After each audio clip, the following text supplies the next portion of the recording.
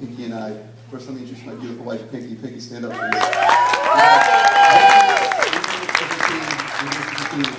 She is definitely every bit of a team member that you want as a duo. So I cannot do this up here on my own. She's amazing. She is fantastic in terms of keeping me grounded and doing everything that we've learned. But guys, I would not be standing up here on this stage today talking to you. In fact, I wouldn't even be in Orlando.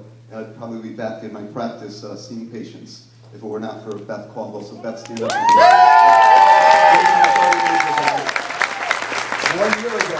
year ago, I did not know that this business existed. My anniversary date is still not coming up for another 11 days. So 1 year ago, that's how powerful Send Out Cards is. It really has changed my life. And we talk on our team about the power of one. And there's a lot of different things that I could talk about the power of one, but the power of one person, Beth Caldwell, who did not prejudge. So I think a lot of you have heard our story, but I'm going to repeat it because I think it bears repeating, because I think it's so very vital and so very important to understand that nobody is above above approach. All right, Beth tells the story so graciously that she was so nervous in the car coming to the office visit. And guys, last year at this time, I was in a very bad place in my life. I think that can understand where Ricky and Kent were. I was very despondent and detached from my life, my wife, my 3 boys, and I was praying for something. On the outside, Pinky and I had a beautiful new home. We had new cars. We took vacations. I had 2 medical practices. I looked like I was successful to most people, but success was not in my heart, and that was a problem. I wanted to spend more free time with my kids and my wife, but my practices just wouldn't allow me to do that. There are so many changes going on with the insurance industry that I'd actually have to work harder now than I did 10 years ago. And I'm not complaining, we live comfortably, but something was missing. And I was despondent, and I told Pinky we were looking at selling the practices, and then Beth Caldwell walked into exam room 7. I walked in 45 minutes late, and there were cards everywhere.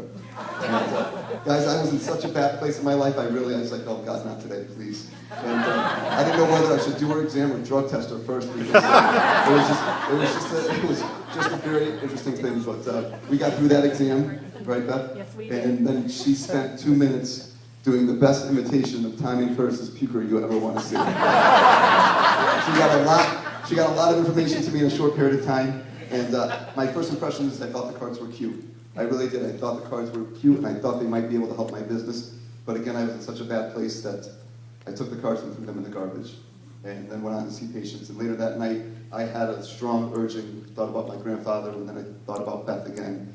And I said, why would she present something to me that wasn't worth some value? I really need to turn this card on and go take a look. And that was the second best decision besides asking my wife to marry me. That changed my life, all because she didn't prejudge. So we got on board. We met Tommy and Curtis a few days later, and everybody who knows Tommy and Curtis, Tommy's very charismatic, and Curtis is so educational, and I said, I'm in. And we were going to blaze the world on fire. Where's Jules, right, Jules? Pinky and I said, we're going to Eagle, baby. And Curtis said, can you show 60 people in the next 30 days? And I said, Curtis, I could show 30 people in the next 15. And then that's when I realized you need to discipline your disappointment. And so those 30 people said no, which probably would have ruined a lot of people and a lot of vanishing acts, but we were committed to this cause. I've never felt more at home with the cause than what Send Out Cards presents to us. It's absolutely amazing, and I know what it was doing for me because we were sending out cards, and just like Kathy said, it was changing me. I was waking up happier. In fact, the day that after I signed up, I smiled while I was shaking, and that hadn't happened in almost a year. So we went through this little issue where we didn't have a lot of activity. We call them the Dirty 30, and a year later, about I think 17, right? I think 17 have signed up. So they've seen somewhat of the vision, which is very cool. But I think it's really good to temper your disappointment and discipline that. And I'm going to leave you with a couple of things today, and one of them is disciplining your disappointment. The main thing I want to leave you with is prejudging, right? If Beth had prejudged a physician, he wouldn't be in this business. I wouldn't be in this business, and as we say, a lot of lives, because of Beth's one act, have changed dramatically.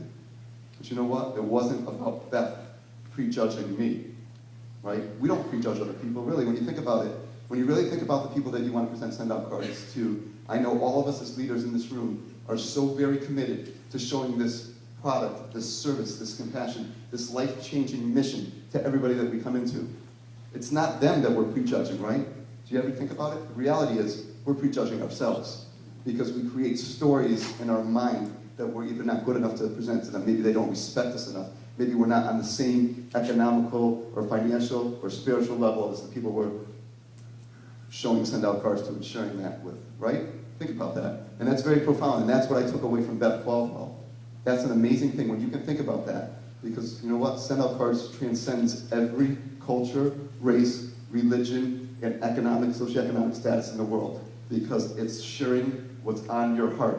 That's what we do. We're in the business of sharing love, and that's amazing. And that's what you need to know. It's not about the person that you're thinking about showing it to. I've shown physicians, and it took me a little bit of while because I'm doing a lot of personal development, and that's one of the things that Pinky and I love about this company is the amount of personal development that we're able to do. And we've grown as people, we've grown as couples, and what my challenge to you today is, I know, and I'm going to illustrate this with a quote and a story as I end up tonight. I know in my heart that you are all magnificent, and I want to challenge you to be magnificent.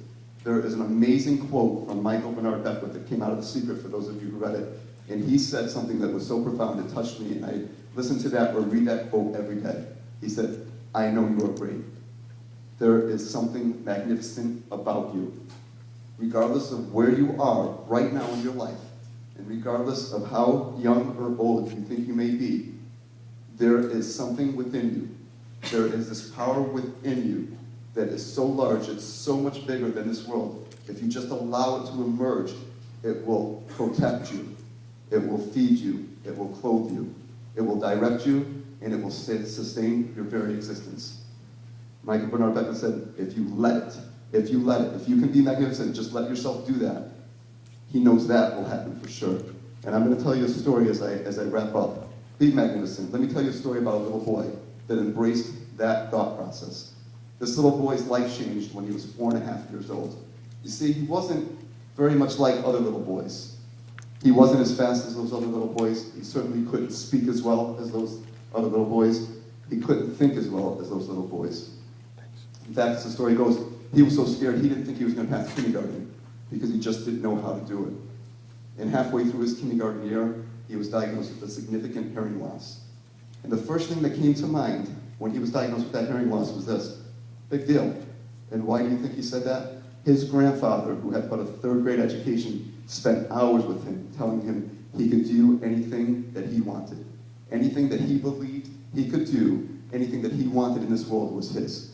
A man with a 3rd grade education told him that day after day after day. He was smart. He shared the secret of life with him. He dared him to be magnificent. And what did that little boy do? That little boy went on to go to high school after graduating valedictorian of his 8th grade class. He set a state track record in high school. He then went on a full scholarship, both academics and track, to a Division II school in college, all because someone took the time with him to dare him and tell him he could do anything he wanted. That little boy then went on to medical school. That little boy got the vision to see. That little boy is me. Guys, be magnificent.